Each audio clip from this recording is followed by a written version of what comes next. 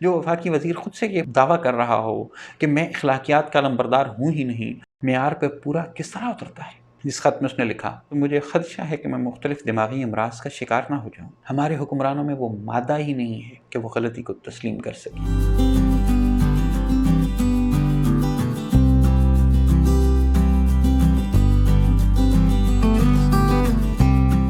اعوذ باللہ من الشیطان الرجیم، بسم اللہ الرحمن الرحیم۔ برطانوی راج کے دوران جب ایک انگریز افسر کو ہندوستان کے کسی دور دراز علاقے میں افسر بنا کر بھیجا گیا تو کچھ عرصے بعد ہی وہ وہاں پہ شدید قسم کی ڈپریشن کا شکار ہو گیا اور مختلف حیلے بہانے سے وہ واپسی کی کوششیں کرتا رہا۔ جب اس کی کوئی کوشش بن نہ آئی تو آخر اس نے ملکہ برطانیہ کو ایک خط لکھا، جس خط میں اس نے لکھا کہ ملکہ معظمہ، میں آپ کی خدمت کی بجاوری کے لیے ہندوستان میں آ گیا ہوں، لیکن یہاں کے لوگوں کا رویہ میری سمجھ سے بالاتر ہے اور یہ فطرت سے اس قدر دور ہیں کہ اگر میں ان میں کچھ عرصہ اور رہا تو مجھے خدشہ ہے کہ میں مختلف دماغی امراض کا شکار نہ ہو جاؤں۔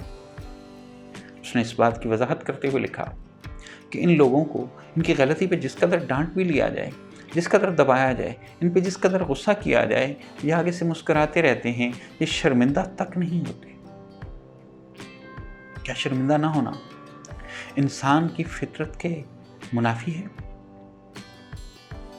علامہ اقبال نے بھی کہا تھا، عمل سے زندگی بنتی ہے جنت کی جہنم۔ یہ خاکی اپنی فطرت میں نہ نوری ہے نہ ناری ہے۔ انسان اپنے اعمال کے ذریعے اپنی فطرت کو ترتیب دیتا چلا جاتا ہے۔ ہمارے بر صغیر کے لوگوں میں یہ مشکل شروع سے لے کے آج تک چلی آ رہی ہے۔ ہم حکمرانوں کے زیر عتاب رہے، ہم نے حکمرانوں کو نہ کہنا نہیں سیکھا، ہم نے حکمرانوں کے سامنے دبنا اور عوام کو دبانا ہمیشہ اپنا اختیار سمجھا۔ اپنے ملک عزیز کے ہی حالات کو دیکھ لیجئے، کتنے ہی ٹی وی چینلز شام 5 بجے سے لے کے رات کے 12 بجے تک مختلف ٹی وی ٹاک شوز کرتے رہتے ہیں۔ ان ٹاک شوز میں شرکاء کی تعداد 2، 3، 4 اور کئی دفعہ تو 4 سے بھی تجاوز کر جاتی ہے۔ ان میں مختلف پارٹیوں کے ترجمان موجود ہوتے ہیں جو اپنی پارٹی کے ہر جھوٹ کا اس قدر سفاکی کے ساتھ دفاع کر رہے ہوتے ہیں کہ اسے دیکھ کے جھوٹ کو بھی یقین آنے لگتا ہے کہ یہ شخص سچ بول رہا ہے۔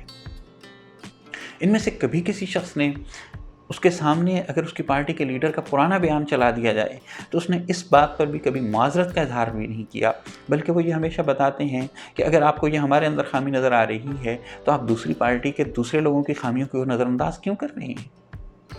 مطلب یہ کہ کوئی بھی شخص اپنے گریبان میں جھانک کے دیکھنے کو راضی نہیں ہے۔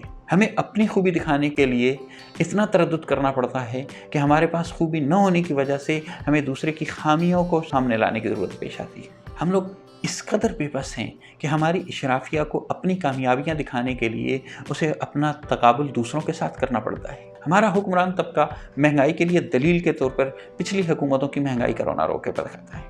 وہ اپنے کارنامے نہیں گناتا۔ کارنامے بھی صرف گنوائے جاتے ہیں تو وہ جن میں مال بنانے کے لیے بہت زیادہ مواقع میسر ہوں۔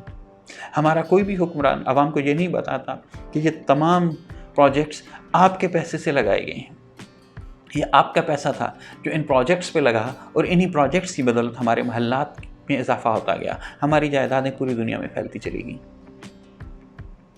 کبھی آپ نے اس بات کا تجزیہ کیا ہے کہ وہ فرعون جو الیکشن میں ووٹ لینے کے وقت آپ کے پاس جھک کے آتے ہیں اور الیکشن جیتنے کے بعد آپ کو ہاتھ ملانا تک گوارا نہیں کرتے، لیکن اگر آپ ان سیاستدانوں کو کبھی اپنی اپنی سیاسی جماعت کے لیڈران کے سامنے بھیگی بلی بنے ہوئے دیکھیں تو آپ حیرت سے اپنے دانتوں میں انگلیاں داب لیں۔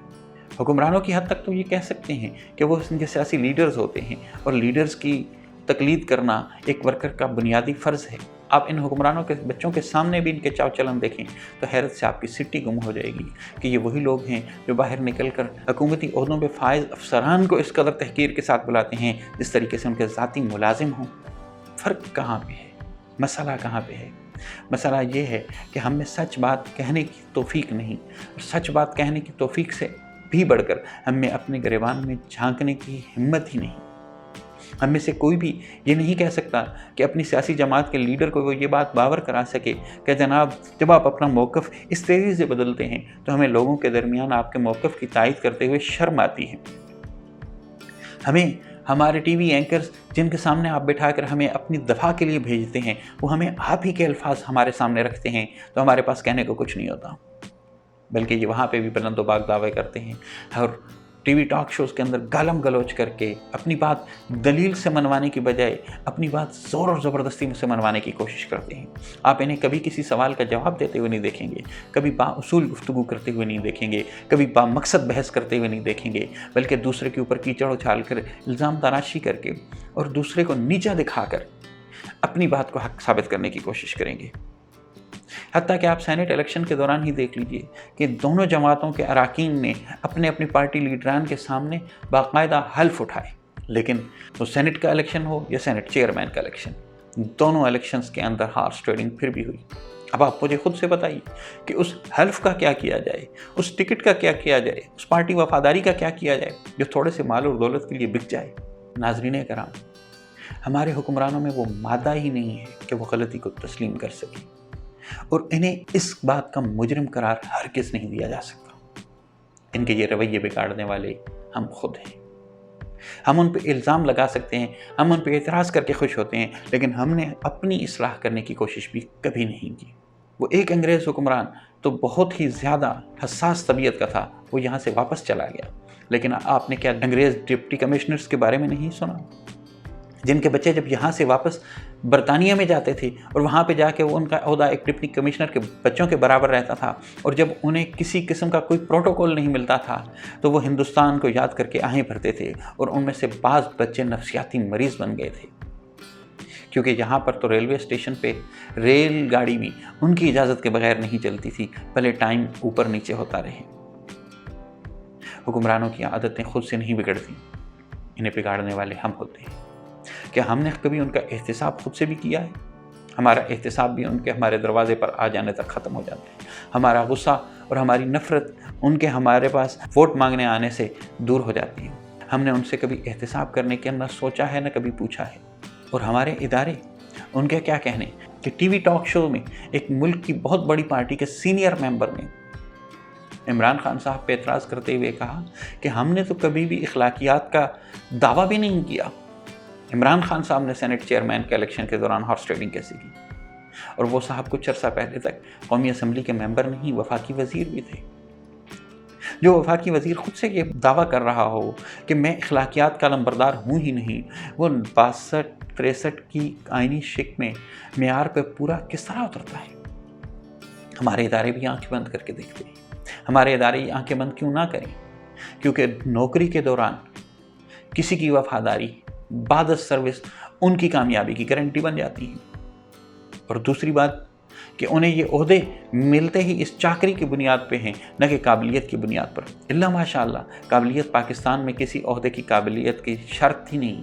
لیکن اگر ہم اس بات پہ پریشان ہیں تو سب سے پہلے ہمیں اپنی اصلاح کرنی ہوگی۔ جب تک ہم اپنی اصلاح نہیں کریں گے، معاشرہ افراد سے تعلق رکھتا ہے، معاشرہ افراد سے بنتا ہے، اقوام افراد سے بنتی ہیں۔ افراد جب تک اپنی اصلاح نہیں کریں گے تب تک اصلاح کی کوئی کوشش، کوئی کاوش ثمرآور نہیں ہوگی۔ ہم قائد اعظم کا انتظار کرتے رہیں، لیکن بر صغیر کے پاک و ہند کے مسلمانوں نے جب قائد اعظم کو اپنا لیڈر مانا تو انہوں نے قائد اعظم کے اوصاف اس وقت اپنائے بھی تھے۔ انہوں نے سچ کو سچ اور جھوٹ کو جھوٹ کہنے کا حوصلہ بھی رکھا تھا۔ انہوں نے وقت کے فرعونوں کے سامنے ڈٹ جانے کا حوصلہ بھی رکھا تھا۔ ہمیں پھر سے وہی جذبے بیدار کرنے کی ضرورت ہے، ہمیں پھر سے اسی طریقے سے جاگنے کی ضرورت ہے، اپنے شعور کو بیدار کرنے کی ضرورت ہے۔ حکمران کسی بھی جماعت سے تعلق رکھتا ہو، اس کا احتساب ہمیں کرنے کی ضرورت ہے۔ جب الیکشن کا وقت آتا ہے تو اس وقت ہمیں اپنی پرچی کا احتیاط سے استعمال کرنے کی ضرورت ہے، ورنہ ہم ان مسائل کے گرداب سے کبھی نہیں نکل سکیں گے۔ اپنا اور اپنے گرد و نواح کے لوگوں کا خیال رکھیے گا۔ اللہ سے دعا ہے کہ ہمیں ہماری غلطیوں پر شرمندہ ہونے کی توفیق عطا فرمائے، اور ہمارے حکمرانوں کو اپنی غلطیوں پر شرمندہ ہونے کی توفیق عطا فرمائے، جس شرمندگی ہمیں دونوں جہانوں کی شرمندگی سے بچا لے گی۔ السلام علیکم ورحمۃ اللہ۔